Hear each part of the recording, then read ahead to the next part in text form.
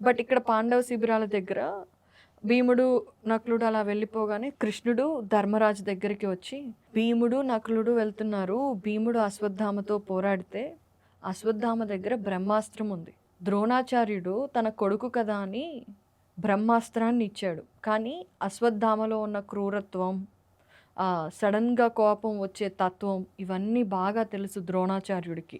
అందుకే అది యూజ్ చెయ్యొద్దు, అది ఎప్పుడు ఉపయోగించకూడదు అని చాలా గట్టిగా చెప్పాడు.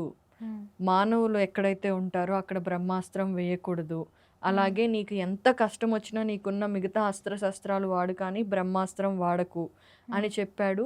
అలాగే దాంతోపాటు బ్రహ్మాస్త్రాన్ని ఉపసంహరించుకోవటం చెప్పలేదు. కానీ అశ్వత్థామ ఇప్పుడు చాలా దారుణమైన పరిస్థితిలో ఉన్నాడు.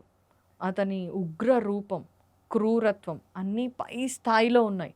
ఇప్పుడు అతను బ్రహ్మాస్త్రాన్ని వదిలినా వదులుతాడు. అసలు అశ్వత్థామ ఎంత దారుణమైన మనిషో నీకొకటి చెబుతాను అని చెప్పి కృష్ణుడు చెప్పడం మొదలుపెట్టాడు.